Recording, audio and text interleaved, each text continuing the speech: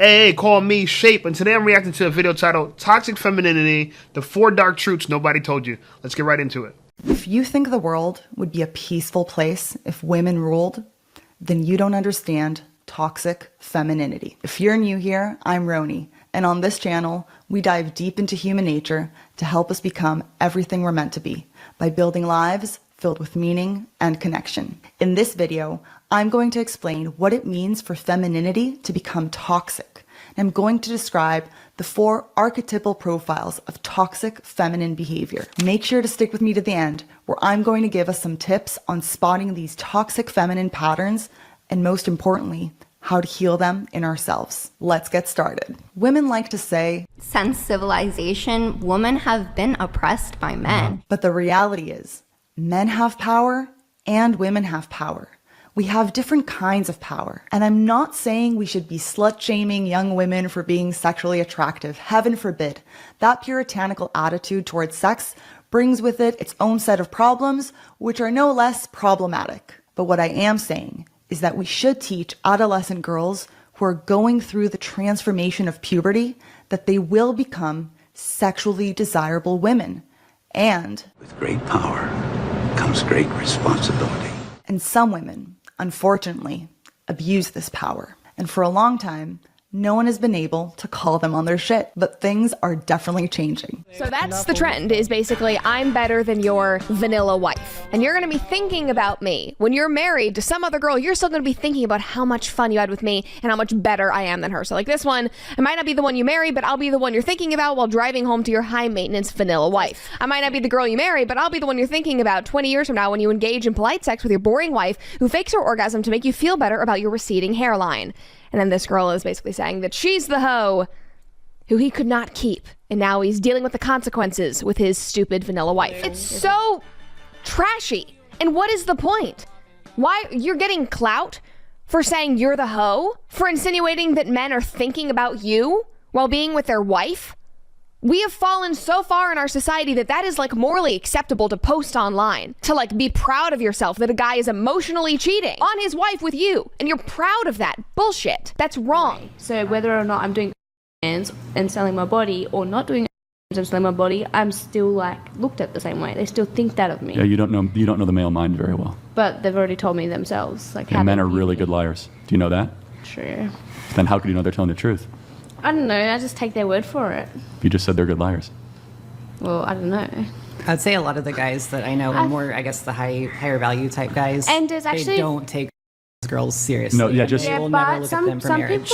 Some people actually do want OnlyFans women and want to marry OnlyFans women and have kids with OnlyFans women. Erroneous! But very few. Erroneous! Well, hold on. Do you think those men are virtuous, high-quality men that won't cheat on you? Yeah, I do.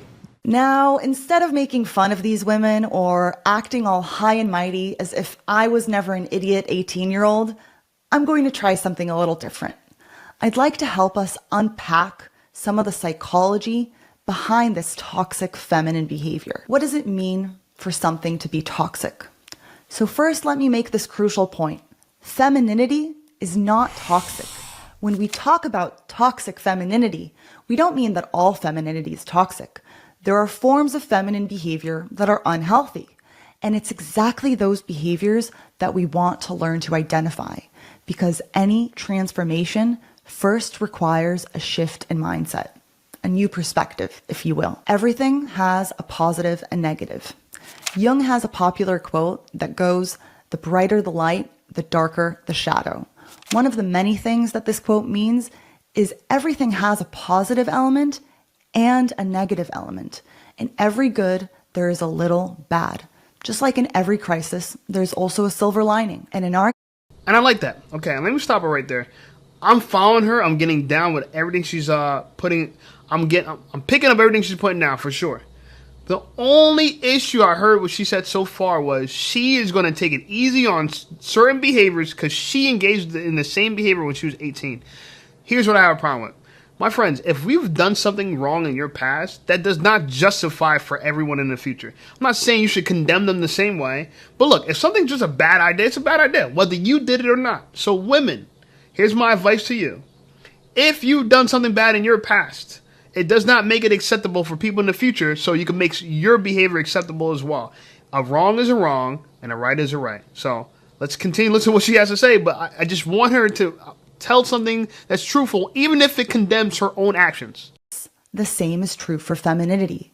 It has its virtues, but it also has its vices. In other words, this thing that we call the feminine can be used for good and evil. It all depends on how us women channel this energy. In order to invite more of the good into our lives, we need to know what the bad looks like. If we're completely unaware of how femininity can be used for evil, so to speak, it's much harder to avoid these behaviors, and it's also harder to have a public debate that's civil and honest about where the line is between healthy femininity and toxic femininity. The more unaware we are, the more likely these patterns are to manifest themselves unconsciously. I think it's time we start having this uncomfortable conversation. If you're spinning out listening to this thinking, stop trashing femininity, femininity is great, then I just want to say I will be releasing a video soon about the virtues of femininity as they have been classically described throughout the ages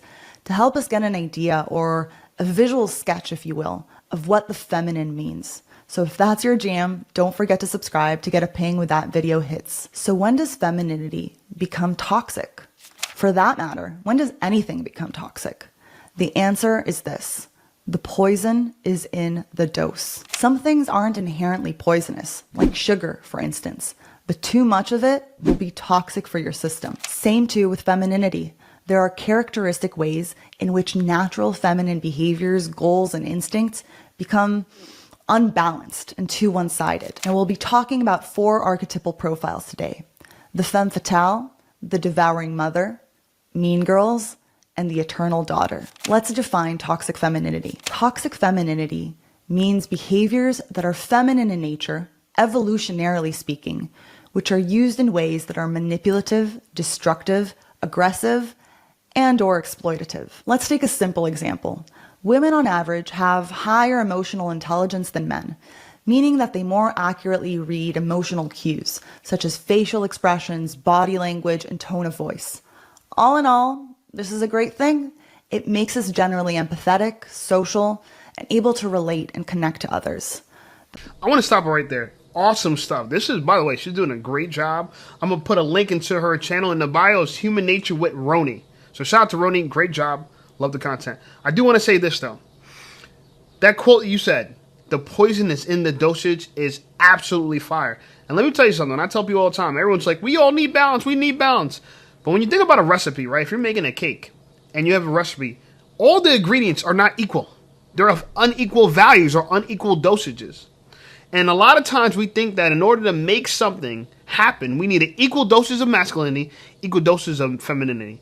I don't believe so. And I believe in certain scenarios we need more masculinity, and in other scenarios we need more femininity. There's a difference. So the recipe for society when it comes to a lot of decisions we have to make, the doses might not be equal, and that's okay. Just like if you're baking a cake, you need maybe a pinch of salt and a cup of flour, right? And 2 cups of water. It's unequal values, but ultimately the recipe together makes the cake. And we all like cake, right? I'm just saying. Especially cake. I'm just saying. Problem arises when women use the social gift of empathy in order to manipulate others. The ability to see things from another's perspective can be used for empathizing, and it can easily be twisted into manipulation. If that perspective is surprising or new to you, then stay tuned, because I'm going to go into more depth about how each one of the toxic feminine profiles exploits their emotional intelligence in different ways and for different aims. Now let's talk about the femme fatale. First of all, I have a message for the internet. Stop glamorizing this archetype. Stop selling courses to love-hungry women, teaching them to be dark seductresses. Hearing how people idolize the femme fatale just shows me how much they don't know what it actually means. You keep using the word. I don't think it means what you think it means. So what is the femme fatale? The most basic definition of the femme fatale archetype is a woman using her sexuality for evil. She's the woman you sleep with who completely destroys your life in the process. A real-life example is the character of the homewrecker, usually a young woman in her sexual prime who seduces a married man entangling him in a web of lies and sin. Even if he doesn't get caught, the whole escapade eats away at his soul. His conscience agonizes him, and if he does get caught, well, heaven help him, because as the saying goes, hell hath no fury like a woman scorned. One classic representation of the femme fatale archetype is that of the sirens in the Odyssey. These beautiful nymphs whose song was so sweet, so irresistible, that wayward sailors who heard their song would become entranced. They would become possessed and would be compelled to follow that heart-wrenching melody until they found its source, upon which they met with their death through drowning or other means. But the theme is always the same. She's the beautiful woman who kills you in the end. Now let's take a look at what Jung has to say about... Hold on. You telling me back in the medieval times, their own version of like OnlyFans? Girls on boats that were half naked singing songs trying to lure men in? Hey, yo. I guess history does repeat itself, right? OnlyFans is just a modern version of those girls on boats back in the day. Jesus Christ. Homewrecker. He doesn't call her a homewrecker per se, but instead he calls this type an overdevelopment of eros. Eros meaning here that not only sexual instinct, but also fundamentally relational instinct. It's not only her sexuality that the femme fatale uses, it's her ability to relate to another, to mesmerize, to make the other feel seen, needed, and important. Men are hungry for that, and that ability is what makes her so irresistible and so deadly. Jung noted that often women who have this overdevelopment of eros, the sexual magnetism and charisma, are guided by an unconscious desire to destroy a marriage. A woman of this type loves romantic and sensational episodes for their own sake and is interested in married men less for themselves than for the fact that they are married, and so give her an opportunity to wreck a marriage, that being the whole point of her maneuver. Once the goal is attained, her interest evaporates for lack of any real maternal instinct, and then it will be someone else's turn. In other words, the scandal is in itself the reward. An absolutely killer representation of how much power the femme fatale archetype has is the 1992 movie Basic Instinct. If you haven't seen it, you have to check it out. Sharon Stone plays a bombshell of a woman who's accused of murdering her boyfriend while they were making love by sticking an ice pick in his back. Yikes. She is literally the gorgeous woman who seduces a man only to kill him in the end. There's no smoking in this building, Miss Trammell. What are you going to do? Charge me with smoking?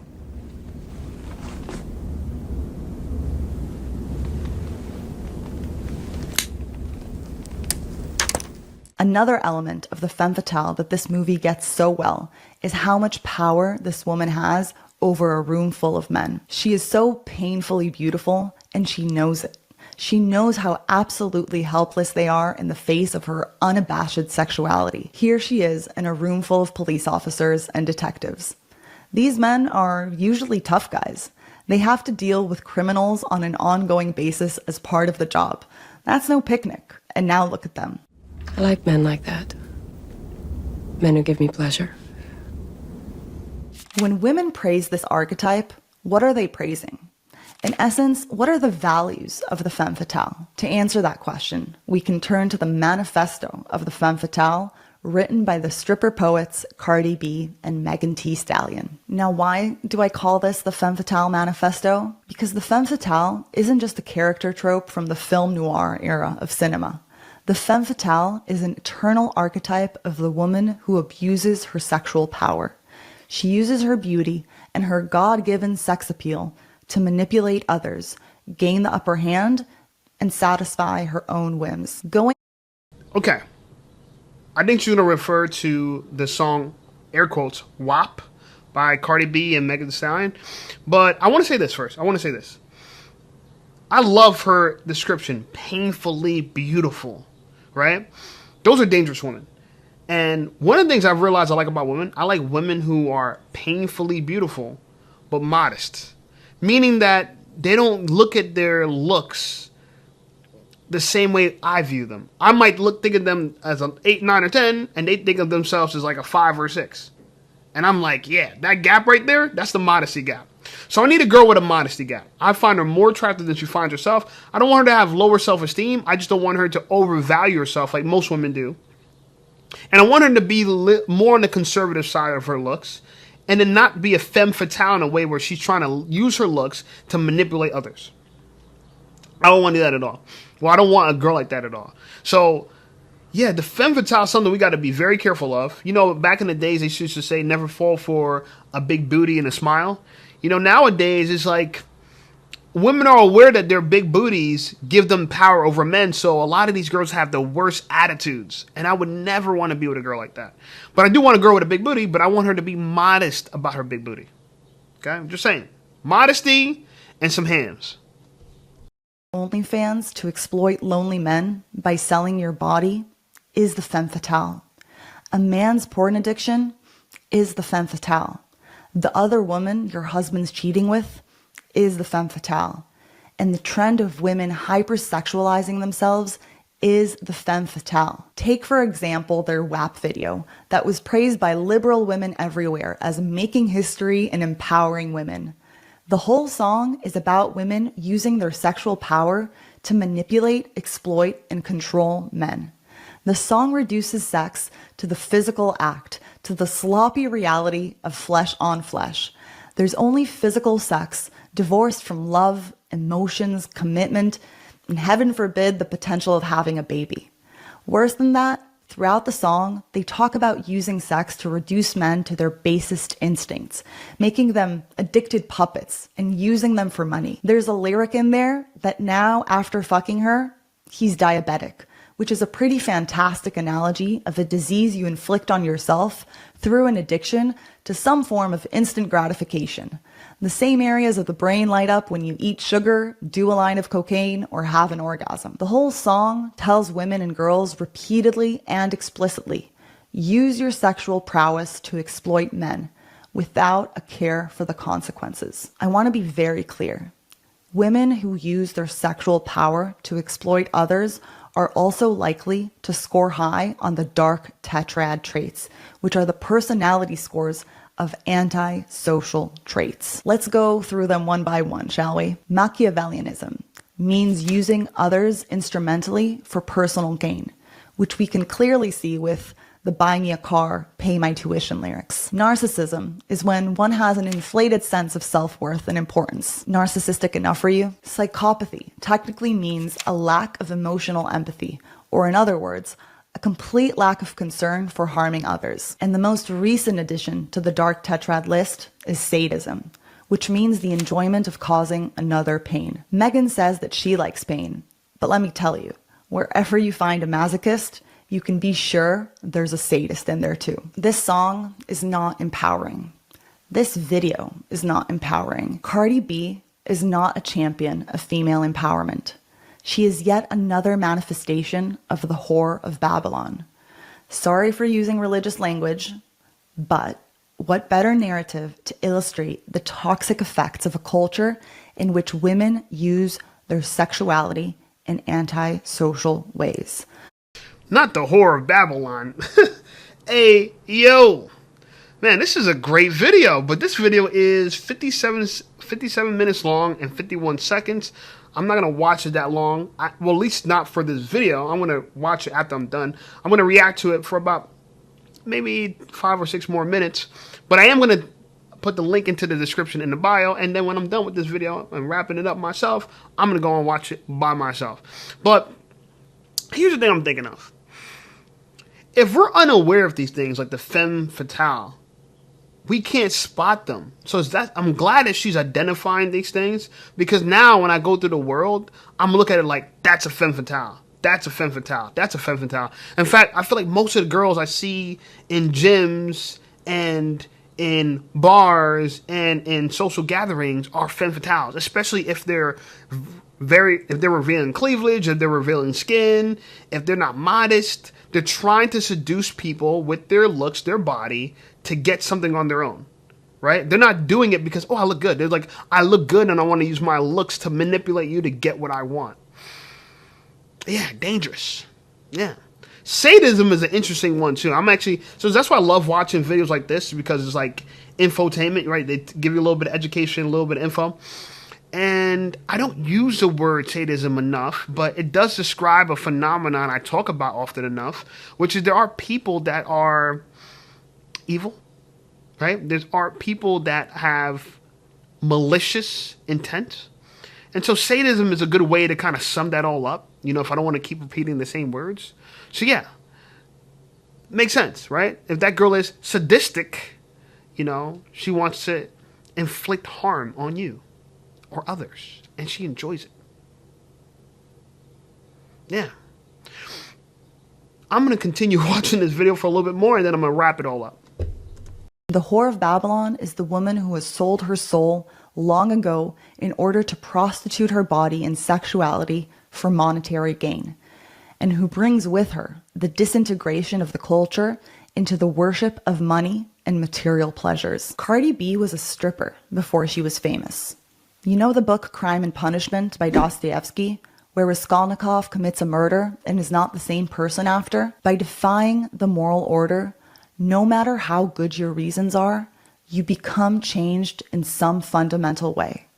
You can call it selling your soul to the devil, or you can call it a self-disgust so deep that to deal with that cognitive dissonance, you would need to completely restructure your values in a way that would make that morally reprehensible thing you did the norm, which turns the world you inhabit into a meaningless, zero-sum, vicious world. So if you think this is female sexual empowerment, my next question for you is, how's your mental health? How depressed are you? How anxious? If you're not doing so well, and your love life isn't doing so well, maybe it's time to re-question some of your fundamental presuppositions about the world. Reevaluate your values. Because there is nothing empowering about this video or the sexual culture. And if you think videos like this have no consequence, then you don't have your head screwed on straight. This predatory female sexuality is seeping into the culture to the point where you have OnlyFans girls celebrating their ability to trap lonely men in a soul-draining porn addiction cycle. These girls who are hypersexualizing themselves are abusing their sexual power. And you know what?